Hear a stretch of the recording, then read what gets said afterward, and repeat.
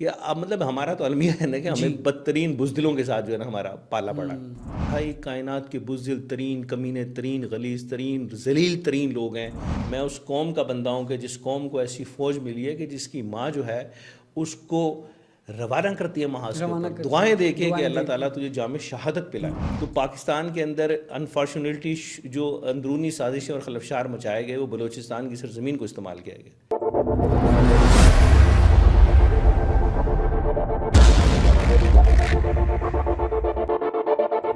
سر، میں آپ سے جو یہ انتہائی افسوسناک ثانیہ پیش آیا ہے اس پر بات کرنا چاہوں گا کہ جس طریقے سے ہماری عسکری قیادت نے باقاعدہ طور پر اس آپریشن کو جاری رکھا ہوا ہے اور اب تک 155 سے زائد مسافروں کو بازیاب کرا لیا گیا، جبکہ 27 جو یہ دہشت گرد ہیں ان کو بھی جہنم واصل کر دیا گیا.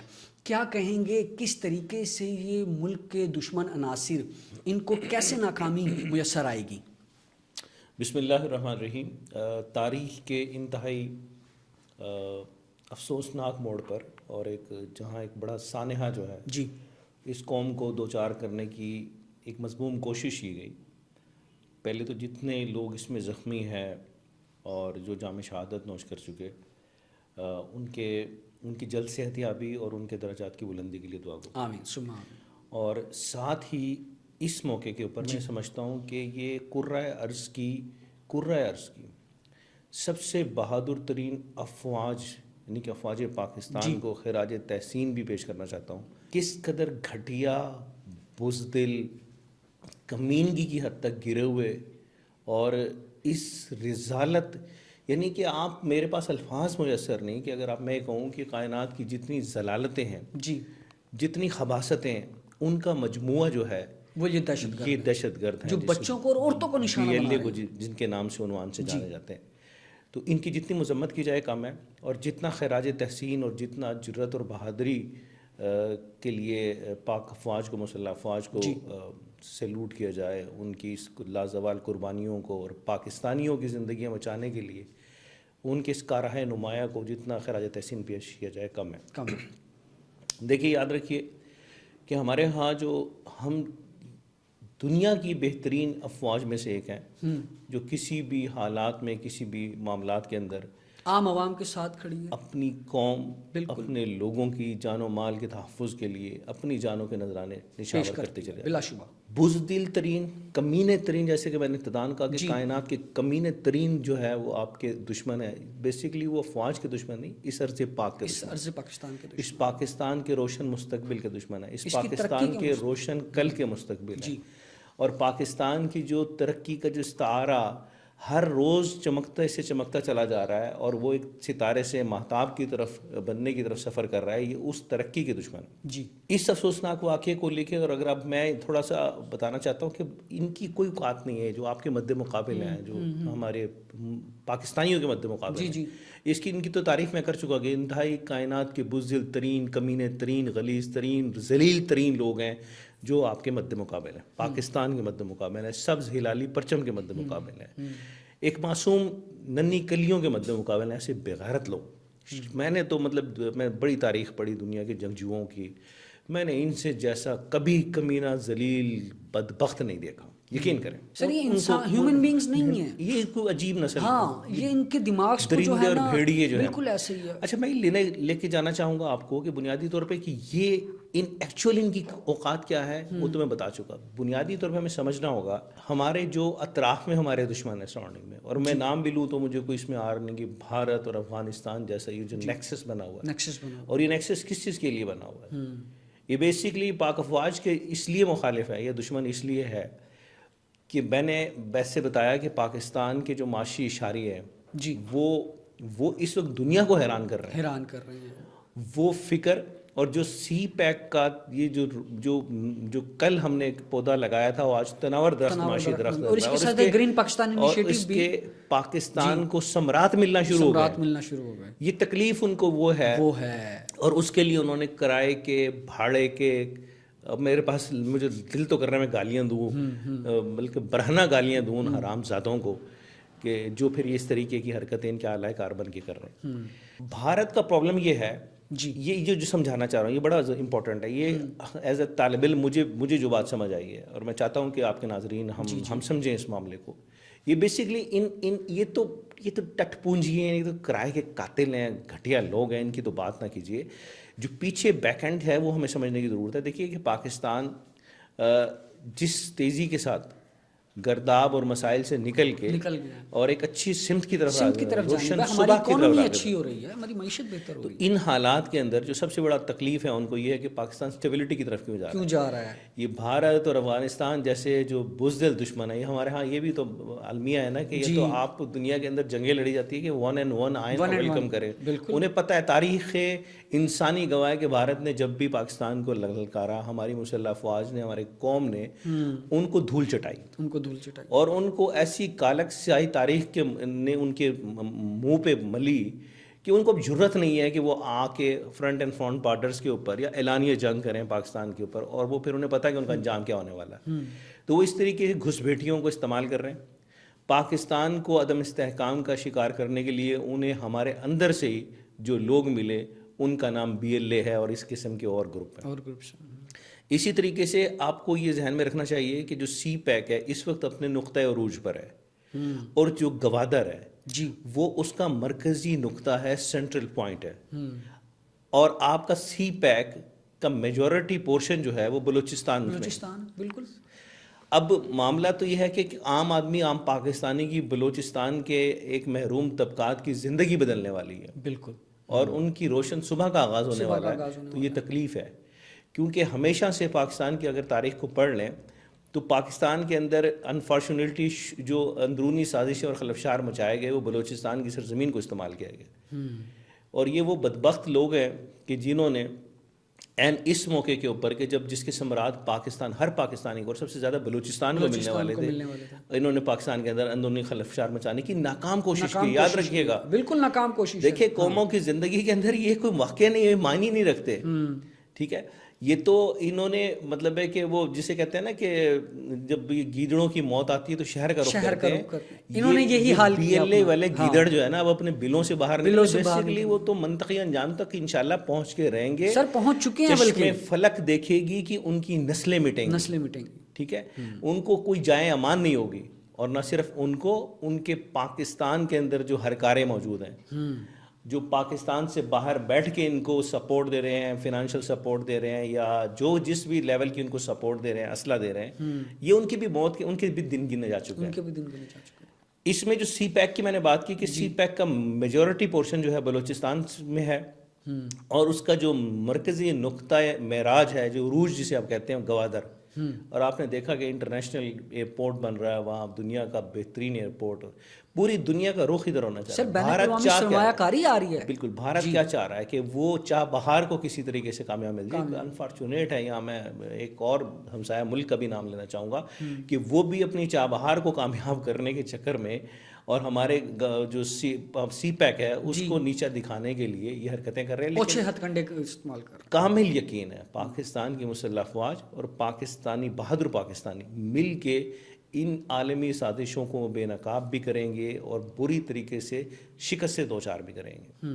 تیسرا اور بڑا امپورٹنٹ پوائنٹ ہے کہ دنیا کے اندر سب سے زیادہ قیمتی جو سرزمین ہے وہ بلوچستان کی ہے, جہاں اللہ تبارک و تعالیٰ نے اس ارض مقدس کے لیے, پاکستانی کے لیے, مطلب بلوچستان میں رہنے والوں کے لیے, پاکستان میں جہاں جہاں بھی سب سے لالی پرچم کو سینے سے لگانے والوں کے لیے ان کا محفوظ مستقبل اس سرزمین کے اندر رکھا. وہاں دنیا کی قیمتی ترین معدنیات, تانبا, گولڈ اور بہت ایسی مطلب ہے کہ جس پہ پوری دنیا کی نگاہ ہے. اور وہ چاہتے نہیں ہے کہ پاکستان کے اندر کوئی اسٹیبلٹی کے ساتھ پاکستان جائے اور اپنے روشن مستقبل کو تسخیر کرنے کی طرف آگے بڑھے. حالانکہ ان کا یہ خواب انشاءاللہ کبھی بھی شرمندہ تعبیر نہیں ہوگا. پھر آپ یہ دیکھیے کہ سیاسی لبادے کے اندر پاکستان کے دشمن موجود ہیں جنہوں نے مختلف سیاسی گواہیں اپنے اوپر ڈالی ہوئی ہیں, اور وہ انفارچونیٹ ہے.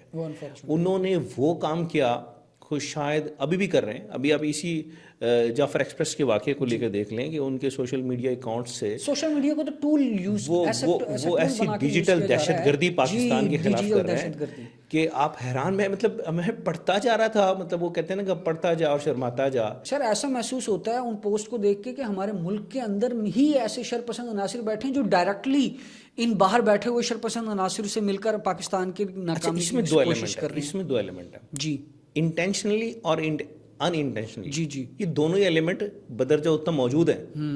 جان بوجھ کے بھی کر رہے ہیں اور اپنی کم عقلی جو محدود ان کی سوچنے اور سمجھنے کی صلاحیت ہے, ذاتی سیاسی مفاد کے لیے, ذاتی سیاسی مفادات کو مد نظر رکھے, ان کا بھی ٹارگٹ یہ ہے کہ پاکستان کا بھی اسٹیبل نہ ہو, بالکل پاکستان پھولے پھلے. اور آپ اسی کے ساتھ انفارچونیٹلی یہ پولیٹیکل ٹولہ وہ جو خیال اور خواب بنتا ہے بھارت بیٹھ کر, افغانستان بیٹھ کے, اور ہمارا پاکستان کا جو تیسرا انفارچونیٹ دشمن ملک ہے وہ بیٹھ کے جو خواب بن رہے ہیں, تو یہ ان کی تعبیر کے لیے اپنے آپ کو پیش کرتے ہیں کہ جی ہم آپ کا یہ مشن ہے پورا کریں گے. وہ ان کے کل سے ہی دیکھ لیں سوشل میڈیا اکاؤنٹس پہ کیا بکواس لگی ہوئی ہے. بالکل ایسے شرم آنی چاہیے, قسم خدا کہ ان کو ڈوب کے مر جانا چاہیے کہ اس وقت ضرورت تھی کہ ایز اے پاکستانی ہم من حیث القوم من حیث مطلب سب کھڑے ہو جاتے ہیں نا اس واقعے کے اندر. کہ آپ دیکھیے کہ اس میں چھوٹے چھوٹے دودھ پیتے بچوں کو ڈھال بنایا گیا, معصوم خواتین بچوں کو.